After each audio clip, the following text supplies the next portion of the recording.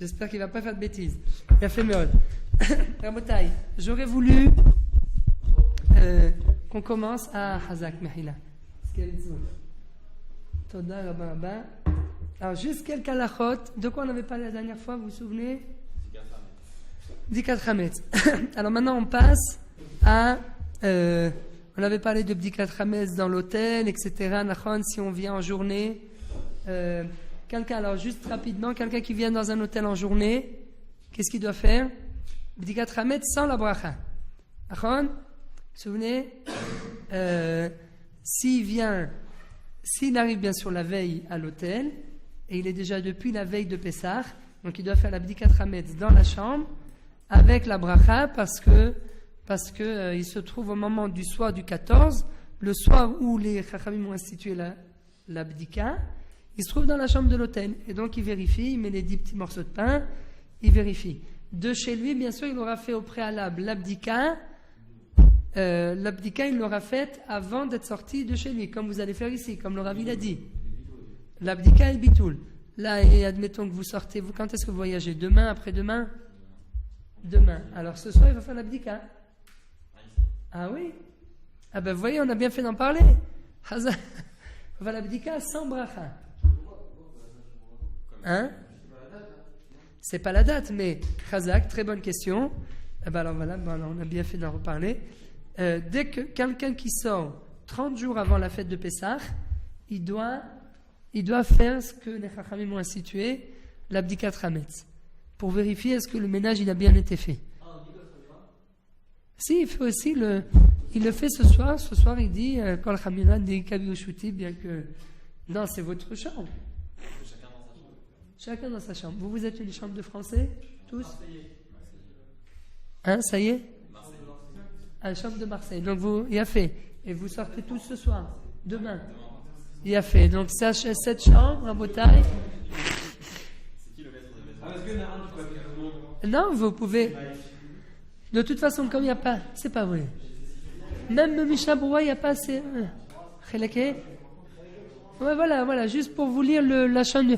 Parce que je voudrais faire le Taf Memtet, Taf Noun, Taf. Chazak, pas Chazak Binyamin. Oui, mais il n'y a pas besoin d'acuité puisqu'il n'y a pas de bracha. Oui, aucun problème. C'est le dernier qui parle. Une semaine en plus, c'est celui qui reste. Celui qui reste qui est de corvée. Mais c'est la mitzvah, Rabotai. Imaginez-vous quel mérite. Quel mérite. Moi-même, je vais aller faire l'abdika dans les Gannes, dans 2 Gannes. Comment? Oui. Ah, vous voyez? Voilà, il a compris qu'en fait c'est un mérite de faire l'abdika. Il s'est dit ça va pas. Et alors, c'est le dernier qui doit faire l'abdika. Mais moi aussi je veux mériter de faire l'abdika. On peut la faire, Chazak. Bonne remarque, ça, je vous aime pour ça. Comment? Il va ressalir. Ah, Chazak, Nachon. Oui, c'est vrai que Nachon. C'est pour ça que c'est le dernier en théorie qui doit faire. Mais admettons que vous avez laissé toute la chambre propre et celui qui est le dernier qui reste dans la chambre, il ne mange pas de pain dans la chambre, il n'y a aucun problème.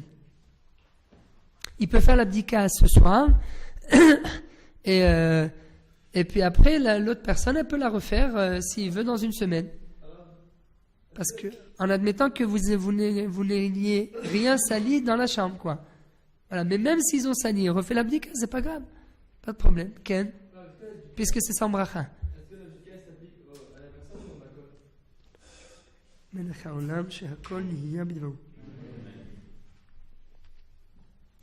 Est-ce que l'abdika c'est chovat habayit ou chovat ha'adam? Alors?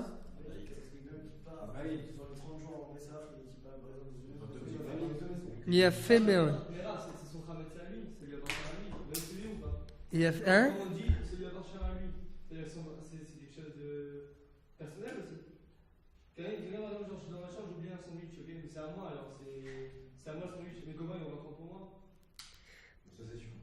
Nachon, c'est un reshoot, mais c'est aussi Rabotai, mais c'est aussi un petit peu en rapport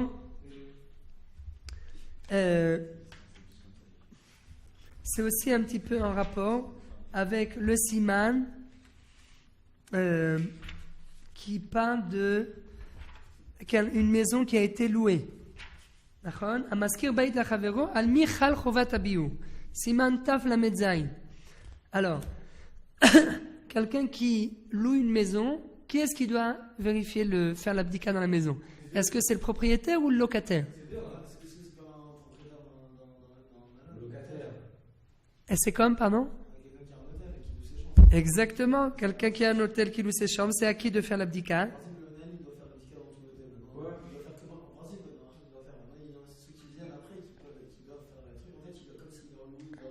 Bidiouk. Bidiouk.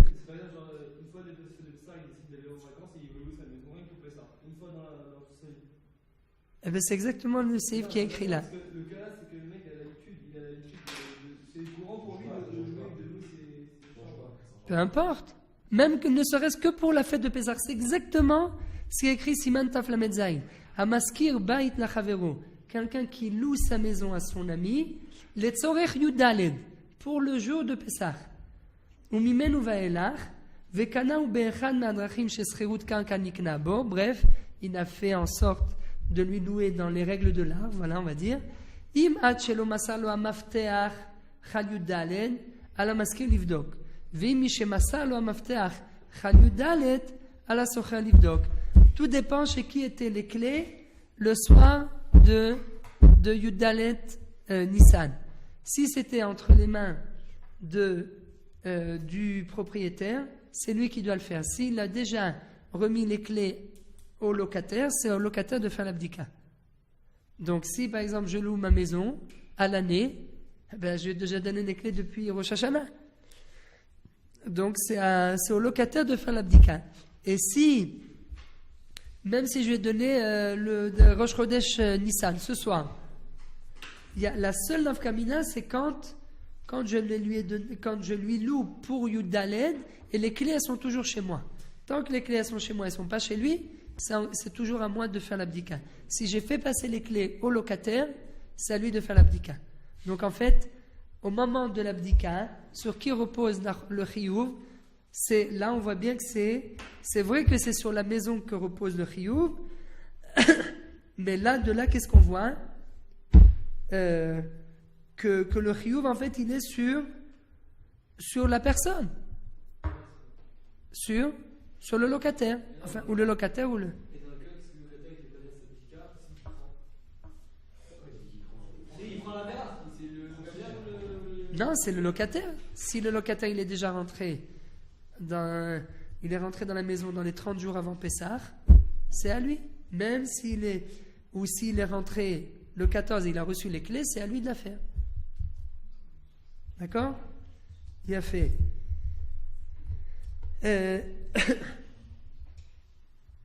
il a fait, c'est ce que dit ici. Il a fait Meon.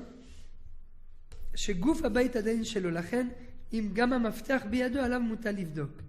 Donc c'est la clé le signe en fait c'est la clé. Asocher Bayt Mechavero Biyud Daled, Ve'eno Yodea Imu Badouk, Imu Bayi, Ken, quelqu'un qui loue, Asocher Bayt Mechavero, quelqu'un qui loue une chambre de son ami. Donc ça, c'est exactement le cas d'une chambre d'hôtel. Quelqu'un qui prend une chambre d'hôtel, c'est Siman Taf Lamed Zayin Seif Bet, Hasocher Bait Michavero, Beyudalen, Ve'eno Yodea Imu Badouk, c'est pas si on a déjà fait l'abdika, Imu Bayir Shoalo Im Bedako, Ve'imeno Bayir, Cheskato Badouk, Umvatlo Belibo Vedayo. Si c'est pas il a un safek, s'il a la possibilité de demander est-ce que vous avez fait l'abdika et qu'ils vous disent non on n'a pas fait l'abdika, tu l'as fait. Et si maintenant il n'est pas s'il n'est pas dans la ville, d'accord, ce que dit ici le Shulchan Aruch, alors là il dit Cheskato Badouk Umvatlo Belibo Vedayo.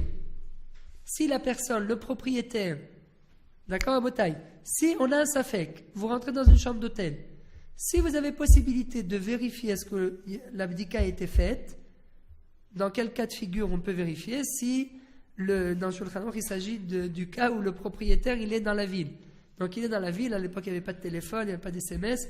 Si vous pouvez lui poser la question et il vous dit et il vous répond, très bien. S'il ne peut pas vous répondre, c'est Becheskat Badouk. Le Shulchan Aruch il dit il n'y a pas besoin de faire l'abdika. Seulement, et il fait juste le bitoul dans son cœur et ça suffit.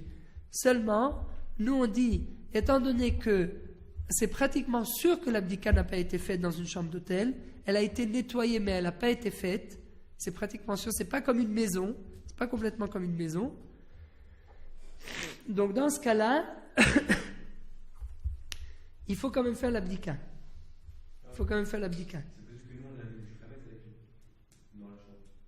D'accord, tu le mets de côté, c'est comme à la maison. Tu mets le Khametz de côté. On est dans la chambre d'hôtel, donc après, il faut refaire la vie. Non, tu le mets de côté. Tu le mets dans un sac que tu fermes bien. C'est comme à la maison. À la maison, tu as tous les... La veille, où ils font la prière du jour. La veille ou le jour, si tu es arrivé de bon matin, c'est à 6h, 8h du matin, tu fais l'abdika, tu fais le bitoul, tu fais l'abdika et tu fais le bion Khametz tout de suite après. Pas d'hôtel en Israël, ils font en Europe, donc le directeur il fait un pick-up dans la chambre. J'ai pas compris encore. Il n'y a pas d'hôtel en Israël où les propriétaires d'hôtels ils font l'abdika. Il y a Bidiou, il n'y a aucun hôtel où quelqu'un fait l'abdika. Tu vas le faire dans toutes les chambres. Il n'y a aucun hôtel où ils font l'abdika. Donc c'est pour ça qu'il faut toujours faire l'abdika. Que vous arriviez la veille de Pessah ou vous arriviez en plein Pessah, il faut faire l'abdika dans la chambre d'hôtel. Même si vous arrivez à Chol HaMoed, Rabotai, vous arrivez pour le 7e jour. Vous arrivez, il faut faire l'abdika dans la chambre. Une fois, nous on était à Eilat pour le 7e jour. Catastrophe. Non, c'était sympa, n'empêche. Mais il faut arriver, il faut faire l'abdika. Faire l'abdika. Il a fait bien. Oui. Si on loue une pièce de notre maison, qui intègre notre maison. Si on loue quoi?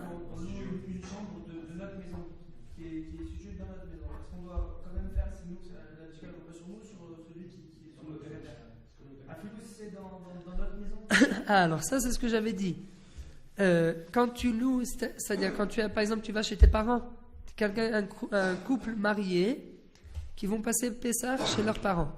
C'est de ce cas-là que tu parles? Non, alors vas-y, alors j'ai pas compris. Par exemple, j'ai une maison, ok, et je vais louer pour Pessah une pièce de ma maison. Une chambre, par exemple. Les personnes qui ont besoin. C'est comme l'hôtel. Pas vraiment, parce que l'hôtel, c'est extérieur. Là, chez moi, ça ne m'appartient pas vraiment l'hôtel, alors que la maison, elle m'appartient. Mais peu importe, tu lui as loué une pièce. La pièce, elle est contenue dans ma maison. Mais c'est exactement comme l'hôtel. Ben oui. L'immeuble, il est au propriétaire et une chambre qui est louée. Non, par contre, moi, je croyais que tu parlais... Dans ce cas-là, c'est le même cas que l'hôtel. Par contre, un couple qui va chez ses parents, est-ce qu'il peut s'appuyer sur l'abdika du père? Il arrive Shabbat matin, la veille de Pessah, il arrive 3 heures avant la fête, et le père, il a fait l'abdika la veille. Il n'y a aucun problème. Comment?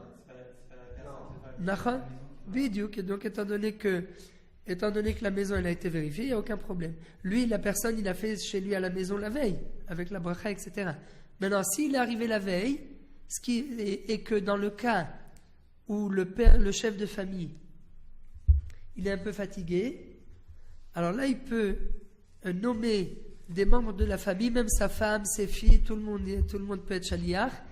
Il les nomme en tant que shlichim, en tant que ses envoyés. Ils se tiennent à côté de lui au moment de la bracha. Il dit il commence à faire l'abdika et tout le monde peut s'éparpiller dans toute la maison pour faire l'abdika. On s'appuie en fait sur sa bracha et tout le monde vérifie en même temps. Il a fait bien. Alors, donc c'est bon, on a fait plus ou moins. Alors maintenant, plusieurs questions qui ont déjà été posées. Quel est le din? Est-ce qu'on a le droit? Il y a des gens qui ont posé la question. À la fin de Pessah, il y a des gens qui vont dans des supermarchés et ils trouvent, d'abord ils voient que d'un seul coup, tout de suite, le Khametz a été remis. Alors comment se fait-il que tout de suite à la fin de Pessah, les supermarchés ils ouvrent et tout le Khametz est là? Il a été vendu. Il a été vendu, ils l'ont racheté. La question, c'est, est-ce que pour vendre le Hametz qu'il y avait sur les étagères, est-ce qu'il fallait retirer ce Hametz et l'entreposer dans un endroit spécial, ou est-ce que c'est suffisant de fermer avec un truc en plastique? Toutes les macolettes et mettre un truc en plastique. A priori, est-ce que ça peut marcher une chose pareille? Est-ce que, ou bien alors surtout aussi, une fois quelqu'un qui m'a posé une question, il m'a dit, mais je comprends pas. Je suis arrivé au super, je vais à la boulangerie, vous savez, en Israël il y a des boulangeries à l'intérieur du super. Il me dit tout de suite, ils ont déjà, je suis arrivé vraiment 10 minutes après, ou bien 20 minutes, une demi-heure après la sortie de la fête, il y avait déjà des baguettes déposées, les croissants, tout. Alors d'abord c'est congelé, et ils ont congelé ça avant la fête, et ils l'ont mis dans un endroit. Alors il y a quelqu'un qui m'a dit, mais je suis rentré, j'ai vu, ils ont mis sur un chariot, dans un frigidaire qu'ils ont fermé. Ou alors dans un coin du frigidaire. Et ça c'est encore pire. Dans un coin du frigidaire, tu vois carrément, tu rentres, tu vois les baguettes, et un côté du frigidaire il est vendu, l'autre côté il n'est pas vendu. A priori, l'autre côté c'est tout ce qui est caché. Bon, aujourd'hui ils font un peu plus attention, ils mettent des nylonimes, ils écrivent Hametz, etc. Mais tout de suite à la sortie de Shabbat, ils retirent les nappes en plastique, ils retirent le plastique et ils font rentrer directement le chariot dans le four. Alors a priori, ça c'est... Ben parce que la vente, elle expie à la sortie de la fête. C'est un contrat. Il n'y a pas un rachat derrière? Non. Elle expire automatiquement à la fin de la fête. Partout ou c'est juste dans les supermarchés? Non, partout. Ben vous aussi, vous pouvez sortir votre farine. Quelqu'un qui a vendu. En bas, il y a marqué attendre 1 heure après la fête du temps qu'il y a un rachat. Non, où est-ce qu'il y a écrit des choses pareilles? Attendre 1 heure. Mais il n'y a pas de rachat, ça se fait. Peut-être parce que le temps que... Et c'est pas qu'il y a un rachat... Le temps qu'on puisse racheter Non, mais il n'y a personne qui rachète. Il y a personne. On ne fait pas un autre kinyan. C'est en fait une vente jusqu'à telle date. Jusqu'à la fin de... Sur les contrats écrits, je vends votre Hametz jusqu'à cette date. Jusqu'à telle date, bidiouk. Mais à la fin quand la date elle arrive, automatiquement ça s'arrête. Non, c'est pas louer, c'est une vente à durée déterminée. Il peut en faire ce qu'il veut pendant. C'est une vente à durée déterminée. C'est pas un cadeau, c'est pas. S'il reste plus rien, mais il reste. C'est quand à la fin s'il reste plus rien? C'est très bien qu'ils le prennent.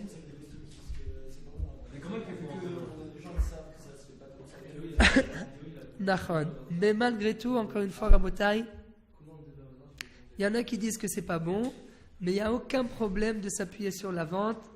Le Rav Ovadia Yosef, il dit qu'il n'y a aucun problème. Si on le fait, c'est-à-dire selon les règles du pays. Non, à quoi tu fais allusion?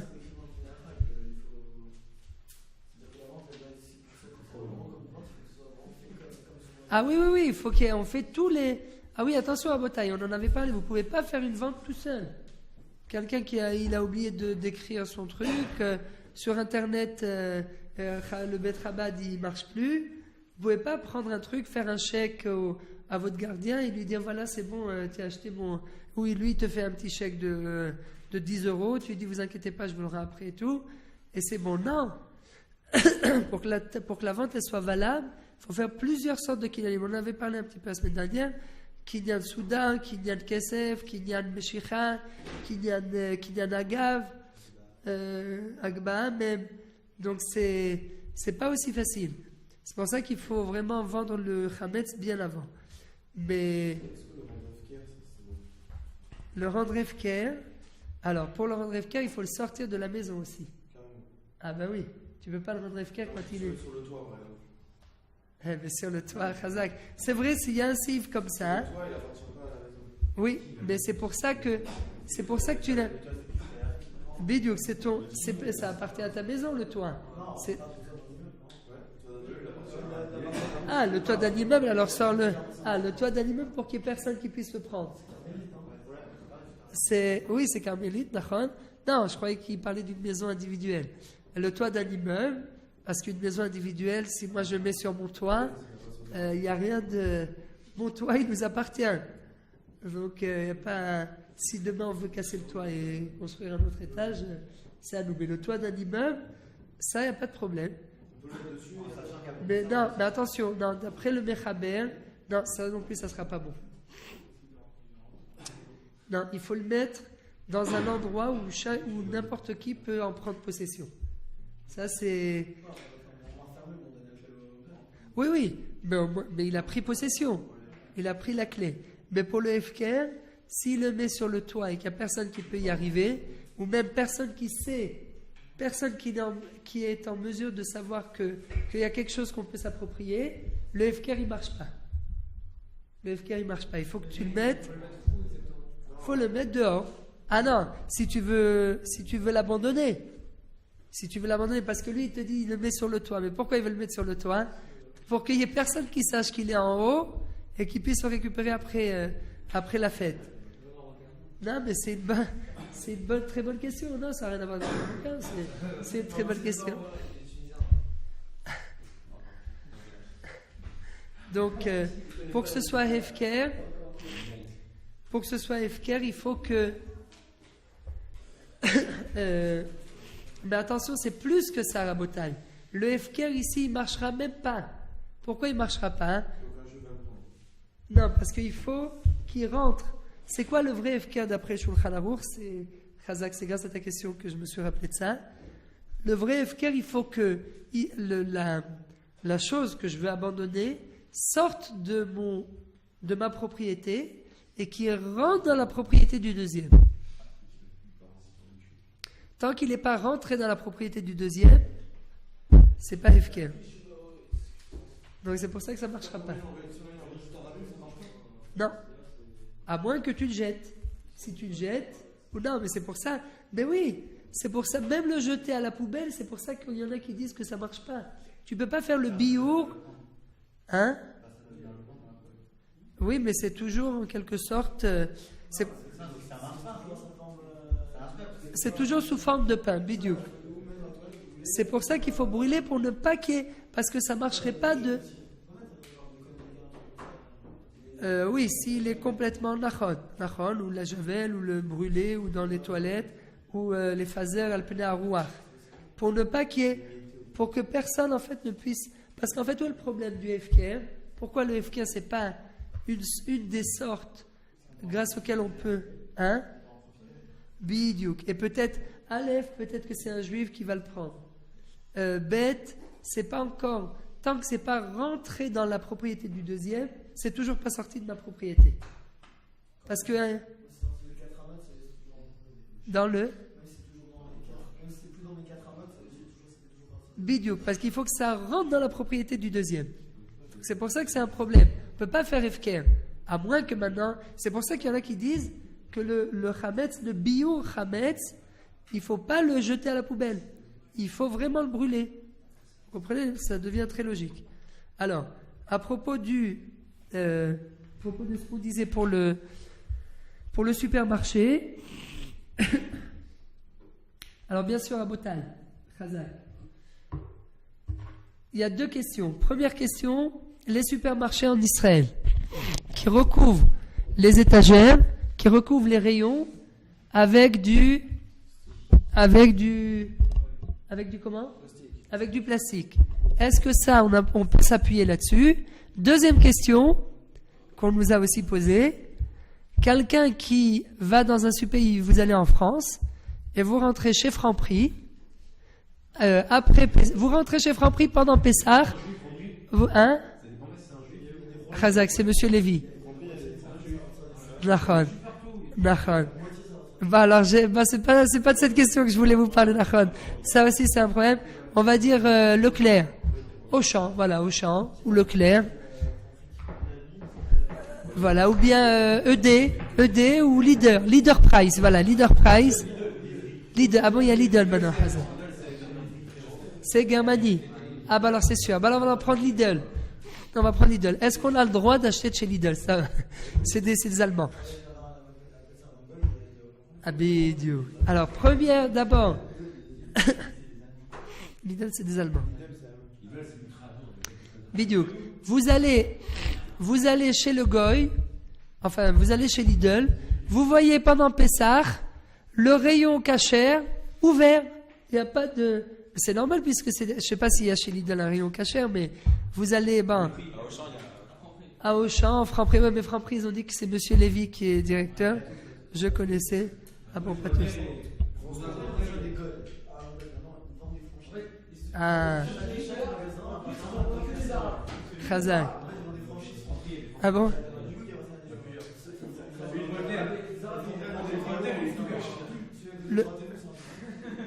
Ah bon, alors ça dépend. Alors ça dépend de... Ah, et à Voltaire, il est complètement caché. Bah alors tu dois casquer le prix. Franprix caché. Ah, Khazan. Combien? Rabotaï, prenez des cariotes avec vous d'ici, ça coûte 12 shekels le paquet. 26? Bon, je dirais à mes enfants qu'il n'y a plus de cariotes. Non, ça il faut. Hein? 26. Bon. Vous pouvez prendre en tout cas les papouches à dos, mangez-les jusqu'à la veille de Pessah. À partir de l'entrée de Pessah, ne plus manger. Bref, ne plus manger les papouches à dos. Jusqu'à la fin de Pessah. C'est Hametz. C'est Alpien. Bref, si vous voulez, on en reparle. Alors, juste 30 secondes. Non, mais attendez, 30 secondes, c'est pas ça que je voulais parler. C'est qu'à Pessah qu'il ne faut pas les manger. Et comme, bon, d'accord. C'est vrai que c'est un... Bon. Je reviens tout de suite, juste pour ne pas m'éloigner. Un rayon cachère dans un franc-prix de Goy, excusez-nous, parce qu'il y a quand même des gens qui nous regardent, dans un franc-prix où il y a des produits non cachers, après la fête de Pessah, il n'y a aucun problème de venir prendre les produits cachers ou les produits non cachers. Pourquoi? Parce que ça appartient au propriétaire du magasin, du franc-prix. Donc même s'il n'a pas recouvert, même s'il n'a pas vendu, même s'il n'a rien fait, vous pouvez venir tout de suite à la sortie de Shabbat, à la sortie de Pessah, et acheter les produits, il n'y a aucun problème. Non, je parle d'un franc-prix en France. Maintenant, ici, il faut recouvrir. Parce que ça suffit. Ça suffit de recouvrir, il ne faut pas prendre, il n'y a pas besoin de prendre de l'étalage là-bas. Pourquoi? Parce qu'on est possèque. Comme Rabbeinu Hananel, aussi Mantaf même tête, qui nous parle, et je rappelle pas de la question, 30 secondes. Chanout chez l'Israël. Donc tous les supermarchés qu'il y a en Israël, ça appartient à des juifs, c'est sûr. Chanout chez l'Israël. Ou Mlaï. Mlaï, c'est la srora. D'accord? La cam, la marchandise. D'accord? Non, c'est pas, j'essaie de... C'est bon, vous me suivez? Non, parce que je vois que vous commencez à vous endormir. Donc la cam, elle appartient à un juif. Mais attention, c'est pas n'importe quelle cam. C'est de la cam mangeable, c'est de la pure. Voilà, Hazak. Hazak, je vois que pour ceux qui nous suivent, c'est de la bonne cam. Donc, et d'ailleurs, c'est vend cher. Chanout chez l'Israël. Umlaï chez l'Israël. Et donc, la marchandise, elle appartient aussi à un juif. Maintenant, elle est chamé. Ou poalim anichnasim le sham. Et nam yehudim. Et les poalim qui rentrent et qui sortent, bref, ça c'est un détail, ils ne sont pas juifs.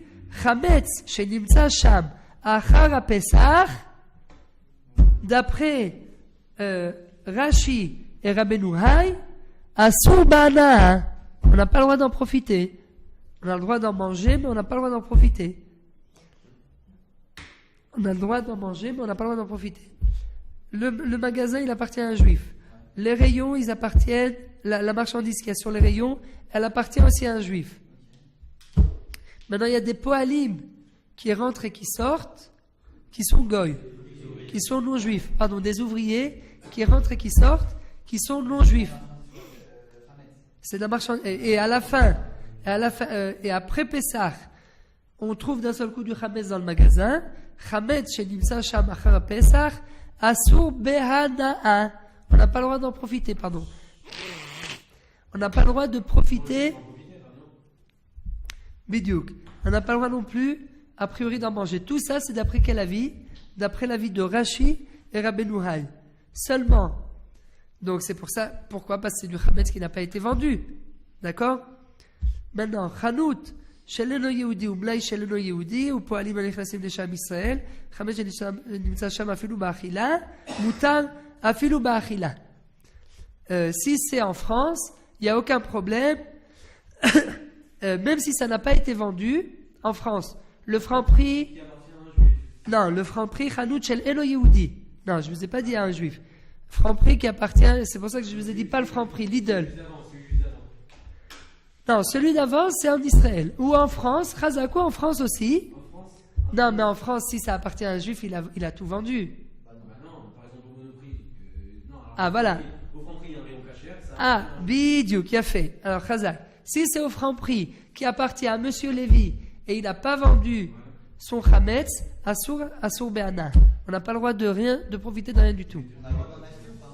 On n'a pas le droit d'en acheter. Donc c'est pour ça qu'il ne faut pas aller chez un... Parce que c'est vrai, nous on avait par exemple à côté de chez nous, à la rue, dans le 19e, comment ça s'appelait, rue de Lourdes, il y avait quelqu'un qui avait une macolette et il vendait aussi du non cachère pour les gens du quartier. Et ben à Pessah, il fermait tout ce qui n'était pas cachère, il vidait tout et il vendait que du cachère. Parce que c'est Chanout chez Israël, Srora chez Israël. S'il n'a pas vendu, ben ce qui va sortir après Pessah, c'est Chametz Shavar Lava Pessah. On n'a pas le droit. Maintenant, si c'est le franc prix d'un goy, d'un non-juif, avec de la marchandise qui appartient aussi au propriétaire qui lui-même est non-juif, comme on vient de dire, le Chametz qui se trouve là-bas, il est mutar afil ou ba'achila. Pourquoi? Parce que tout appartient à un non-juif. Donc il n'y a pas besoin de vendre, il n'y a besoin de rien faire. Maintenant, ce qui se passe ici, dans les supermarchés, ils ont vendu. Mais a priori, qu'est-ce qu'ils ont vendu? Ils ont vendu le Chametz qui se trouve dans l'endroit. Est-ce qu'on doit vendre le Chametz qui est interposé dans tel endroit, ou est-ce qu'on doit vendre l'endroit dans lequel le Chametz est interposé? Qu'est-ce que vous dites? Que le Chametz n'a pas besoin de vendre l'endroit. Donc automatiquement, si vous avez mis sur l'étagère le supermarché qui laisse les produits sur les étagères, il met un truc, une bâche en plastique. C'est ça le problème, parce que c'est une bâche en plastique. Et très souvent, il y a des enfants qui viennent pendant Pessah et qui s'amusent, qui ouvrent. Et il peut y avoir un truc qui est tombé, et quelqu'un, des fois, il peut le prendre, ça passe à la caisse, ça marche. Malgré tout, c'est autorisé. Pourquoi? Parce qu'il n'y a pas besoin de déplacer la marchandise de l'étagère. Vous pouvez la laisser sur l'étagère. À partir du moment où vous avez vendu, on peut laisser sur l'étagère. Il n'y a pas besoin de vendre l'endroit dans lequel le Chametz est interposé. Voilà, c'est tout ce que je voulais dire. C'est bon, c'est clair? Et donc, même principe pour les baguettes qui sont sur les chariots, recouverts. Aucun problème. Arrive la fin de Pessah, on retire. C'est dans les grands frigidaires du supermarché. À la fin de Pessah, les employés, ils retirent le plastique, ils font rentrer directement dans le four. Il n'y a aucun problème. C'est pas Chametz Shavar Lava Pessah. Pendant Pessah, c'est mon terme, on peut voir le marchand goy et lui demander de rester ouvert plus tard le soir de Pessah. Le soir de Pessah. Aucun problème. Parce que lui, tu veux dire qu'il travaille pour nous? Ouais, mais c'est une épicerie. Ben, d'habitude, les épiceries, de toute façon, si c'est un goy, il n'y aura qu'un arabe qui va. Je veux dire, il y a des. Non. Je pense à l'arabe. Crétin. Eh ben, c'est bon, il n'y a pas de problème. Au Maroc, il veut. Mais il sait quand est-ce que se termine la fête, il sait que tout le monde va venir. Bien sûr, et c'est là où il va faire le pactole. Alors, les papouchados. Les papouchados, un botaï. Je ne voulais pas rentrer là-dedans parce que j'ai encore quelques petites choses à vous dire, très importantes aussi, l'histoire du Seder et tout, parce que demain, ça y est. Blabesh. Blabesh Mechtkom. Comment? Les papouchados. Alors, un botaï. C'est une dure question parce que je sais que les gens, ils adorent les papouchados, c'est le goût de la fête. D'accord? Et sans les papouchados, on ne peut pas. On le met sur les doigts, les galettes au vin, tout ça. La bitoune, même les galettes au vin. Même les galettes. La bienfaisante. La bienfaisante. Et la bienfaisante. Alors, la bienfaisante sans goût, il y a écrit, en fait, voilà, où est le problème? Allô? Oui, tu as raison, il vaut mieux pas entendre parce que c'est... Non, mais Rabotaï, prenez des paquets avec vous de papouchados, mangez-les. Moi aussi, j'ai été chez Rami Lévy, j'ai vu les papouchados, j'ai dit, oh là là, quel kiff, j'ai ouvert, j'ai mis les maisonnotes, j'ai mangé, tout, j'avais mal au ventre, mais j'ai dit, il faut au moins le goût de Pessah. Mais le problème, c'est qu'il faut le goût de Pessah. Alors, pourquoi il y a une ashgacha? C'est une très très grande polémique. Je ne voulais pas rentrer là-dedans parce que tout le monde n'est pas d'accord. D'ailleurs, même le Rosh HaYeshiva, le Rav Bochko, lui, il pense qu'il n'y a pas de problème et que celui qui veut manger des papouchados, il n'y a pas de problème. Il y a une très grosse marloquette. Hein? Comment, qu'est-ce qu'il a dit? Il y a une marloquette sur les papouchados. Bidou. Mais je vais vous expliquer pourquoi, Rabotaï. Rabotaï. D'abord, je voudrais juste faire une introduction. Je voudrais juste faire une toute petite introduction. Voilà, comme ça, en même temps, je vais faire rentrer une petite akdama, voilà. En même temps, je vais vous faire rentrer aussi encore une autre halakha. Vous savez qu'à Pessah, le chametz, quelqu'un qui mange un kazaït de chametz, un kazaït, c'est-à-dire l'équivalent de 28 grammes de chametz, il est chayav karet. Chas v'shalom, son âme est retranchée du peuple. Donc c'est pas de rigolade, hein, c'est déjà. Bon, on peut toujours faire tchouva de karet, mais je vous conseille pas de devenir karet pour faire tchouva après. Donc c'est un chiyuv karet. La preuve, c'est que habituellement, tout ce qui s'appelle dinet ha'arovet, c'est d'ailleurs le siman ici, taf mem zayin, taf mem chet, bedinet ha'arovet, הנה, דין תערובת חמץ בתוך הפסח, חמץ בתוך הפסח עושה תערובתו בין במינו בין שלא במינו במשהו, אפילו בענה. Habituellement, quand il y a un mélange de viande et de lait, quel est le din? Batel Beshishim. Si, comment? Bidou, à Pessah, habituellement, quelqu'un il y a eu un mélange de viande et de lait, s'il n'y a pas de goût de viande dans le lait, ou bien du lait qui est tombé dans la viande et vous mangez la viande, il n'y a pas de goût de lait, aucun problème. On dit qu'en fait, le goût de lait, il s'annule par rapport à la viande. Et à partir de quel moment il n'y a pas de goût? Quand il y a 1/60, admettons qu'il y ait une goutte de lait qui soit tombée dans un morceau de viande, s'il y a dans la viande 60 fois plus que cette goutte de lait, la goutte de lait elle s'annule. Pourquoi? Parce que c'est dîner bitoul. Minatora batel berov, Minatora, la goutte de lait, elle s'annule même dans 1/50, même s'il n'y a que 50 fois plus de viande par rapport à la goutte de lait. Les Chachamim ils sont venus, ils ont dit non, nous on va dire 1/60, on va être un peu plus marmire. Et en fait, d'après le Shulchan Aruch, même s'il y a moins que 1/60, on donne à un master chef goy à goûter. S'il dit qu'il n'y a pas de goût de lait, aucun problème, c'est moutarde. À Pessah, les Chachamim ils ont dit même même avec n'importe quoi, même s'il y a eu un mélange, avec un tout petit peu, il y a 1/30. Il y a peu, on va dire, pardon, pas 1/30.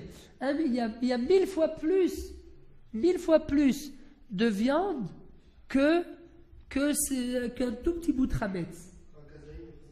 Même moins qu'un kazaïd. Mais machou.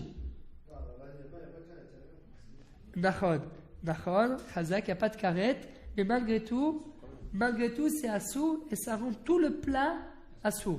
Les Chachamim, pourquoi?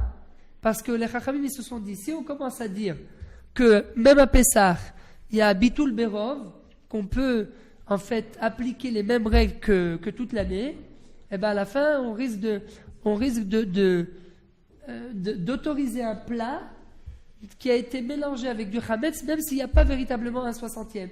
Et là, la personne, elle va être carrette. Donc en fait, qu'est-ce que j'essaie de vous montrer par là, Rabotai, c'est qu'à Pessah, c'est très grave. Vous voyez que même les Chachamim, ils ont dit, tout est interdit, à Filou Bema chez où. Ils ont changé tous les ergelim, toutes les habitudes qu'on avait pendant toute l'année. Pourquoi? Parce qu'il y a un chiyuv karet. Donc, à partir de ce principe-là, si vous prenez le principe des papouchados, c'est vrai que le Rav Ovadia Yosef, il a écrit le tchouva dans ses livres Yechavedat, et lui, il pense que la Khumtzat Limon, l'acide citrique, Khazak,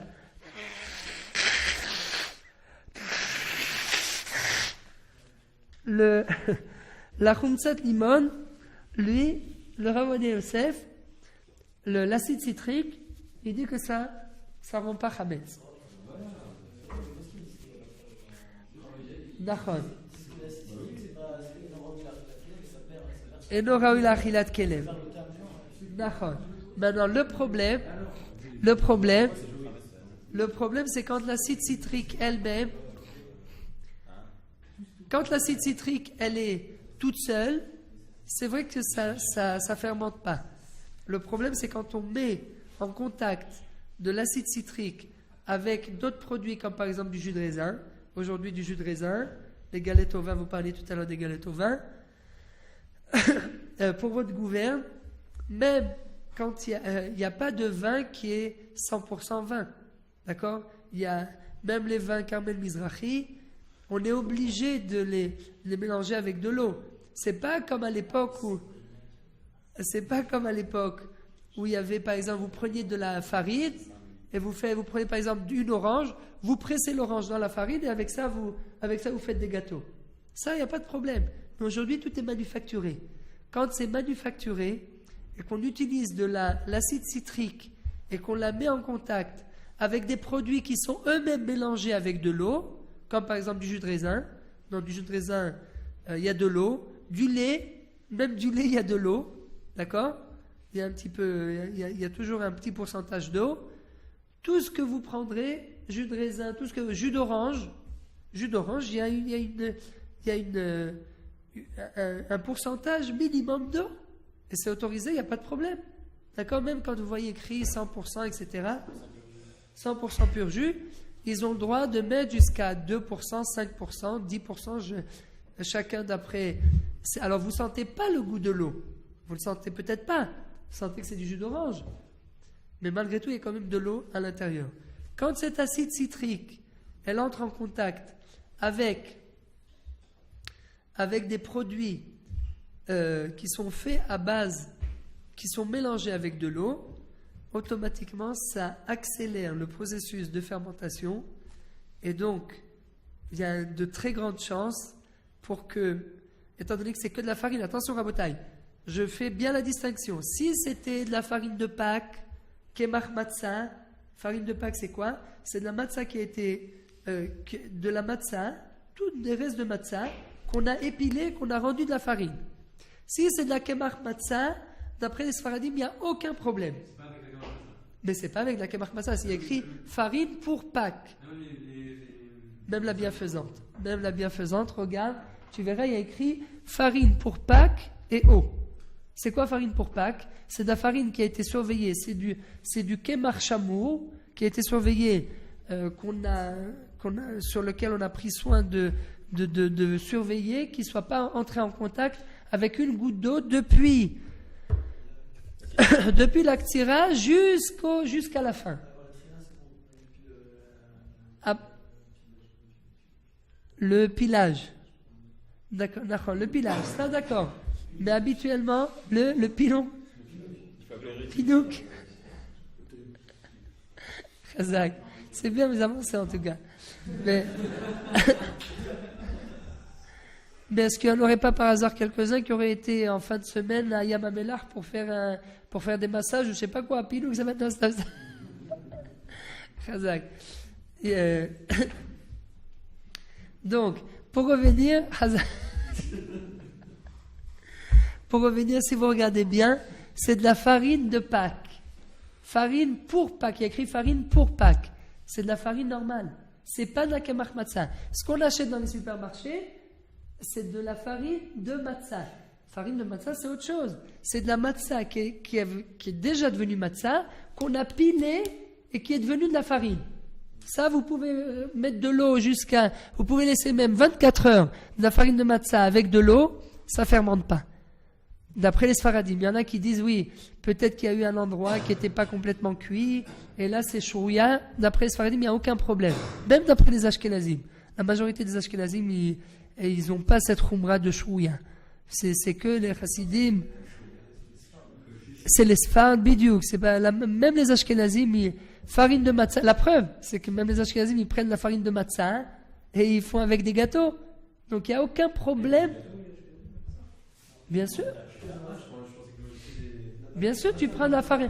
Mais Rabotai, si vous saviez les gâteaux qu'il y a avec de la farine de matzah, vous croyez, c'est à devenir fou. C'est tout avec de la farine de matzah. Mais oui, avec farine de matzah.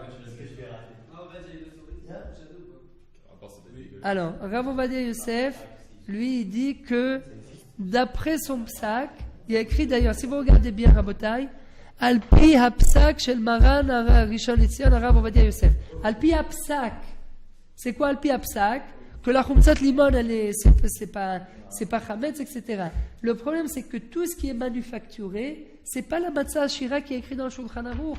La Matzah Ashira de l'époque, c'était, vous prenez de la farine, et vous prenez de l'orange, et vous pressez l'orange directement dedans. Vous prenez des raisins, vous pressez les raisins dedans, vous mélangez, là, il n'y a aucun problème. Mais là, c'est pas ça.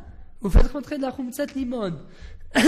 Ça entre automatiquement en contact avec le jus d'orange, avec le jus de raisin, avec les jus qui ont eux-mêmes de l'eau. Automatiquement, ça accélère le processus de fermentation. C'est pas 10 minutes, ce sera 10 minutes. Non, mais c'est plus que 18 minutes. C'est pas fait sous les 18 minutes. C'est fait, il moue, etc. Et après, ça passe sur des tapis et ça reste beaucoup plus longtemps. Alors, on va dire, il dit oui ou non? Alors, on va dire, Yosef, il dit que c'est... Il te dira oui. Il dit que c'est caché. Mais Rabotai, encore une fois, comme je vous ai fait l'introduction, il s'agit ici d'un chiyuv karet. Ça fait chiyuv karet. Non, mais c'est vrai. Tout ça pour manger les papouchades. Faites comme moi, achetez-les maintenant. Sortez-les de la maison avant l'entrée de Pessah. Non, mais c'est vrai parce que c'est... Hein? Non, pendant Pessah. Si vous voulez, je vous envoie par internet blin. Enfin, je ne sais pas si j'aurai le temps. Ma femme, elle a 10 recettes de gâteaux qu'on fait. Je lui ai dit cette année, ça y est, je suis fatigué. On a beaucoup travaillé pendant le truc, je me suis cassé la jambe, etc. On sort, on va se balader, on achèterait, pas besoin de faire des gâteaux. Elle m'a dit, bon, d'accord. Toujours, elle me dit, oui, d'accord. À la fin de 2 jours avant, d'un seul coup, tu vois la cuisine, les gâteaux, les machins. Je dis, mais qu'est-ce qui se passe? Mais ça y est, on peut pas, on va arriver, on peut pas. C'est laisser tomber les gâteaux. Non, mais les gosses, ils adorent les gâteaux. J'ai dit, on mangera du riz, on mangera du truc. Le Tunisien, on va manger du riz. Je lui ai dit, on achète des gâteaux. Ça y est, on peut pas, on va jamais finir. Et donc, mais si vous saviez le nombre de recettes qu'il y a nombre de recettes de gâteaux qu'il y a avec de la farine de matzah, plein de recettes. Elle fait même des larmagnottes avec de la kemach matzah. Elles ont déjà tout le ménage à faire, en plus faire des gâteaux. Ben, va lui expliquer à ma femme. D'accord, si tu veux, je t'accompagne à Bethel, tu lui expliques. Ah, non, les papouchadol, non. On peut pas. Rabotai, vous avez bien compris, c'est un safek karet. Vaut mieux ne pas prendre de risques. On ne sait pas. Rabotai Yosef, on est. Non, il n'a pas trouvé un sfek sfeka. S'il y avait un sfek sfeka, mais est-ce qu'on peut un sfek sfeka à Pessah? Oui.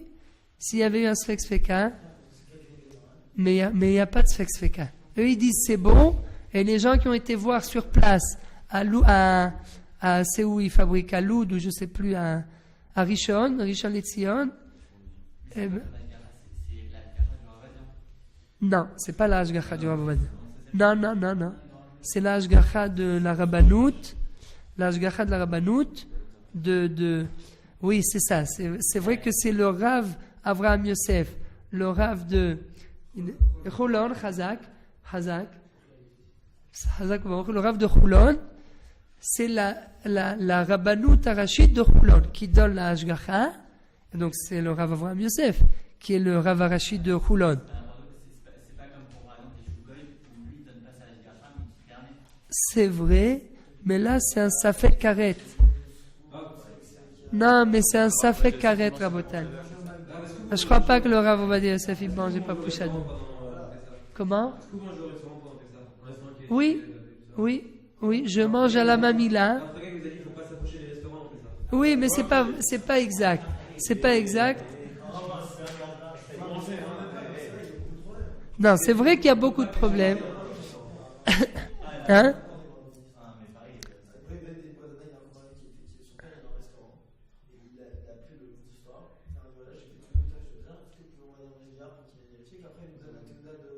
Pour Pessah.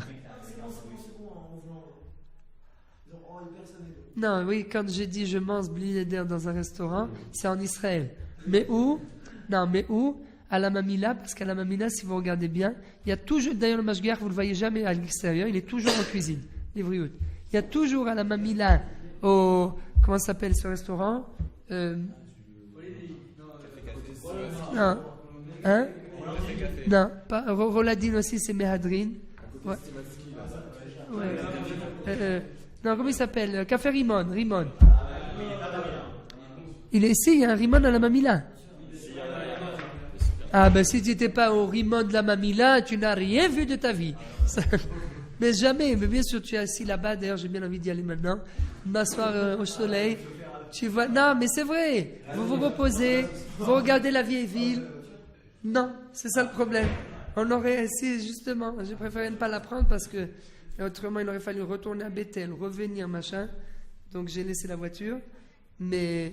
Par exemple, manger tout ce qui est l'achmaniot, comme vous avez dit, gajavé, ça, pas un gajavé. L'achmaniot, bidou. C'est pas anti.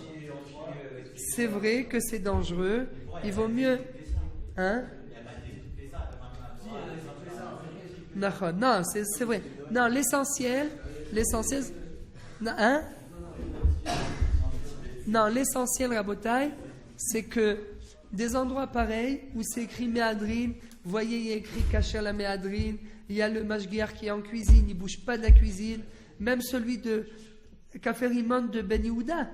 Café Rimon de Ben Yehuda, le mashgiach, il est non-stop dedans.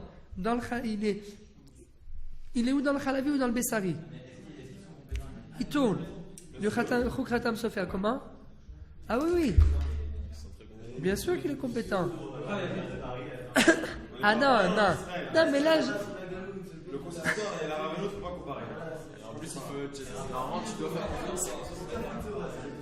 On l'accueille, on le nourrit, on l'accueille, lui, il reste en galette. On l'accueille. Chez nous, à Paris, tu sais, c'est le lapsus révélateur. Non, mais Rabotai. Non, il faut. C'est pas n'importe où. À Jérusalem. Des choses qui ressemblent à du Hametz, comme des. Nachon. Ça, il y en a qui disent qu'il vaut mieux s'abstenir. Il vaut mieux manger une bonne salade, un bon truc, il y a de la matzah, Ils ont même, vous demandez au Café Rimon, matzah shmura, ils ont même des fois de la matzah shmura. Ils te disent, bon, tu payes un peu plus, ils ont de la matzah shmura sur place. Non, mais c'est vrai. Il y a des gens qui, blineder, qui mangent habituellement de la matzah shmura. Vous voulez aller au Birkat Kohanim le troisième jour de Pessah, parce que le deuxième, c'est toujours Yom Tov Sheni. Troisième jour de Pessah, il y a la Birkat Kohanim. Nous, très souvent, ma femme, elle prépare des sandwichs, machin, 3 sandwichs chacun, parce qu'il faut, voilà, un banatage avec la Kemach Matzah, mais des fois, on va avec mon frère à la Mamila, c'est vraiment nickel. C'est nickel, tout est, ouais. Le msouki. Ouais. Parce qu'on a adopté ça, on a adopté le msouki parce que c'est... Comment? Oui, moitié. Moitié tunisien, moitié marocain. Donc c'est bon. Non, mais bon, il vaut mieux s'abstenir, mais en théorie, il n'y a pas véritablement de problème. Je voulais vous dire encore une chose. De quoi ah oui, du Hammam, je voulais parler du Hammam. Bon, je voulais parler de plein de choses, mais... alors, est-ce qu'il y a le problème de Choser Vénéan, d'après le Shulchan Aruch? D'après comment? Comment tu as dit? Le Rama, oui. Alva, le problème, c'est qu'il y en a qui disent... Chazak Baruch, il a fait Meon. Il a fait Meon. Donc, alors la question, en fait, ma question, voilà. Est-ce qu'on a le droit de prendre quelqu'un qui s'est servi d'un café, quelqu'un qui s'est servi d'un café pendant toute l'année, il s'est servi par exemple du Nescafé. Il a fait bien attention de mettre à chaque fois une cuillère qu'il n'a pas mis ni dans du... Voilà, tout au sec. Une cuillère en plastique à chaque fois. Et il s'est servi de ce café. Est-ce qu'il a le droit de fermer le Nescafé la veille de Pessah, de le mettre dans l'armoire, dans une armoire, ou une armoire où il y a plusieurs trucs qui sont des kitniyot. Voilà, par exemple, il est marocain, il ne mange pas les kitniyot, il mange que les kitniyot fraîches, d'accord? Comme chez nous, il faisait comme ça. Ma grand-mère, Zechorona Livracha, Bracha Amra, elle faisait comme ça. Elle épluchait des heures, machin, elle épluche et tout. C'était un peu bon. C'est fini tout ça. Aujourd'hui, on achète les fèves. Vous faites toujours ça? Chazak. Nous, moi, j'ai dit depuis longtemps, j'ai dit à ma femme, on achète en congelé, il n'y a aucun problème. Eux, ils voulaient... Non, Chazak. Ça, c'est un vrai Marocain. Ou un Algérien. Chazak.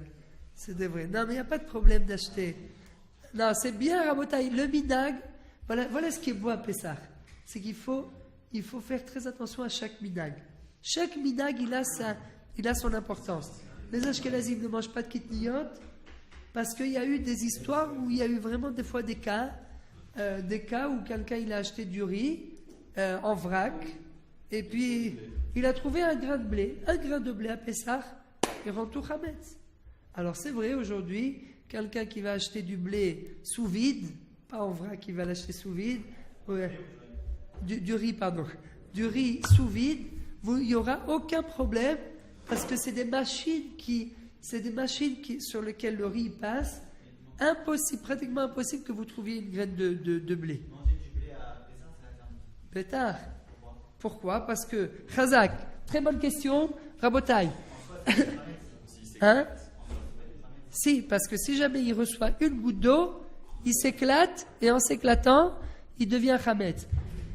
Rabotaï, est-ce qu'on a le droit de faire de la matzah shmoura, la matzah du soir du Seder, avec de la farine de riz? Pourquoi? C'est pas Khamisha Miné Dagan. Alors ici, c'est pas Khamisha Miné Dagan.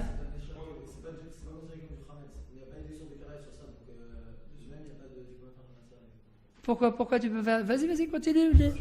Non, oui, mais tu penses bien. Mais je pense bien. Et toi aussi, tu penses bien. Alors, pourquoi ça...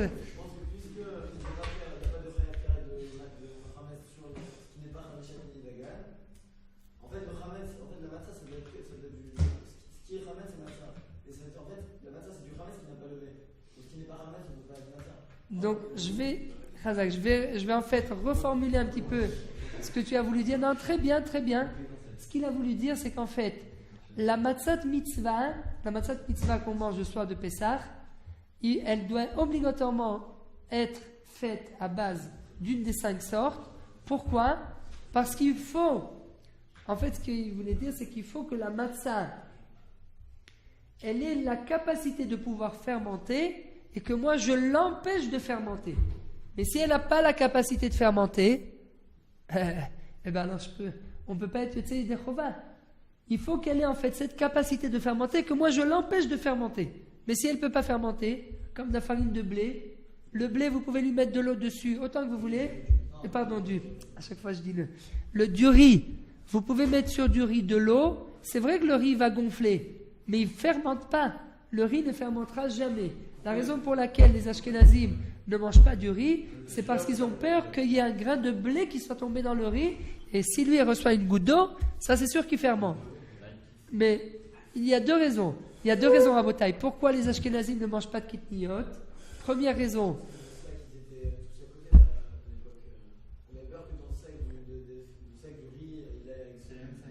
Nachon, ça c'est la première raison, de peur qu'il y ait un grain de blé qui soit tombé dans le sac de riz, parce qu'à l'époque c'était en vrac, comme aujourd'hui au chouk, à Machane Yehuda, exactement. Deuxième raison, de peur, à l'époque, aujourd'hui ça se fait peut-être un peu moins, mais ça se fait aussi. À l'époque, il y avait ce qu'on appelle, on faisait du riz, de la farine de riz. On faisait de la farine de riz exactement comme la farine de blé. Alors le problème, c'est que la farine de blé et la farine de riz, elles se ressemblent exactement. Peut-être la personne risque d'arriver à s'embrouiller avec les deux farines et de prendre de la farine de blé, de blé et croire que c'est de la farine de riz. Ken, ani choser ilayich ot 5 dakot. Bekochav Yaakov. אני מתקשר אליכם עוד 5 דקות, בסדר? עוד 5 דקות, להתראות. Donc ça c'est la deuxième raison pour laquelle les Ashkenazim ne mangent pas de kitniot, de peur qu'on en vienne à faire de la farine de riz, et après si on fait de la farine de riz, eh bien il n'y aura aucune différence entre la farine de riz et la farine de blé. Et là, à ce moment-là, on risque de prendre carrément de la farine de blé et en croyant que c'est de la farine de riz. Et faire avec ça. Et là, c'est carrément chametz. Ça, c'est encore plus chametz. Donc, c'est pour ces deux raisons. Donc, d'après la première raison, aujourd'hui, si on achète du riz sous vide, etc., c'est sûr que industriellement, c'est sûr qu'il n'y a aucun grain de blé. D'après la première raison, a priori, il n'y aurait aucun problème d'autoriser aujourd'hui le riz.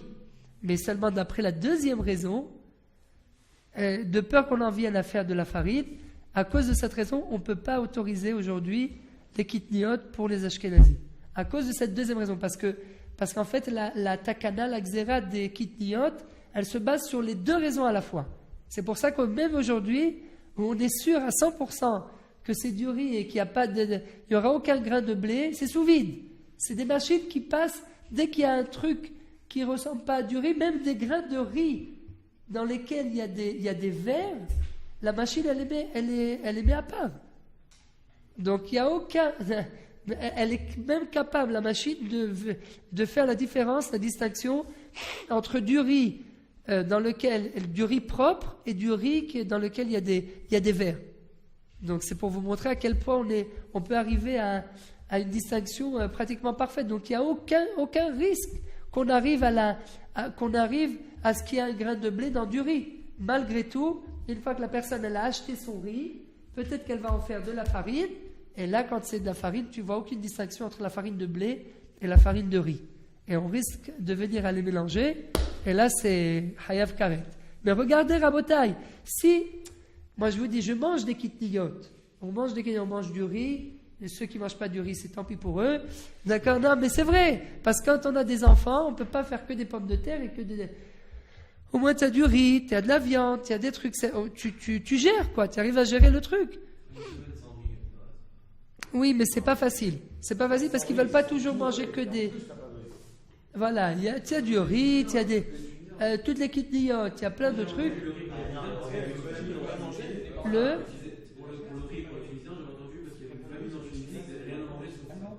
Non, mais c'est parce que...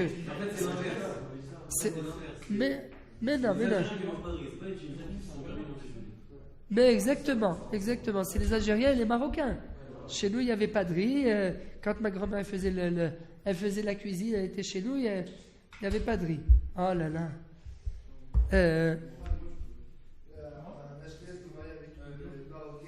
Hazak. Alors, l'Ashkénaze qui est marié avec une Marocaine ou une Ashkénaze qui est mariée avec un Marocain? Ou avec un Tunisien, pardon. Non, mais l'Ashkénaze et une Marocaine, les deux, ils ne mangent pas de kitniyot. Les deux, c'est des Ashkénazes. Les Marocains, ils mangent certains, mais ils ne mangent pas de riz. Khazak. Alors, il est chez la belle famille. Alors, À propos des kelim, Rabotai, c'est ça, c'est sûr et certain. Hein? Non, mais c'est pas seulement qu'il ne faut pas rentrer dans les khumrat, c'est écrit noir sur blanc dans le Mishnah Berurah. Les kitniyot n'ont jamais. Zélo matrif. Non, c'est quel boléa? Bétar chez Zéboléa. Si tu fais du riz dans une marmite, bien sûr que ça va prendre le goût du riz. Mais tout le inyan des kitniyot, Rabotai, tout le inyan des kitniyot, c'est uniquement pour le plat lui-même, la nourriture elle-même. C'est à aucun moment, ça n'a rien à voir avec la marmite. Même les Chachamim, quand ils ont interdit les kitniyot, les Chachamim Ashkenazim, ils n'ont pas interdit la marmite en elle-même. Parce que la marmite ne peut pas rendre taref, les kitniyot ne peuvent pas rendre taref la marmite. Très important, Rabotai. C'est pour ça qu'il n'y a aucun problème, c'est écrit noir sur blanc. Il y en a qui ont été encore plus marmiri, mais ils ont dit oui, zématrif, etc. Il n'y a aucun problème, mais Ikaradin, c'est pas seulement parce que c'est une khumra, mais Ikaradin, exactement comme comme quelqu'un, par exemple, qui mange pas un sfarad, qui mange que Bassar Khalak Bet Yosef, il va chez ses beaux-parents, ils achètent quand il vient, ils achètent du Khalak Bet Yosef, mais tous les Shabbatot, ils prennent de la viande qui n'est pas Khalak. Est-ce que j'ai le droit de manger de la viande Khalak dans une marmite dans laquelle une... Bidiouk, c'est Zenoten Ta'am Nifgam, exactement. Zenoten Ta'am Nifgam, et donc les kidneys. Si. Alors c'est pour ça qu'à Pessah, on ne va pas chez les gens. Maintenant, ils peuvent lui faire, la belle famille, ils peuvent lui faire une marmite que pour lui sans kidneyot. Pour lui et pour sa femme. Parce que si c'est lui l'Ashkenaz, sa femme, elle va avec son mari. Je suis enrhumé.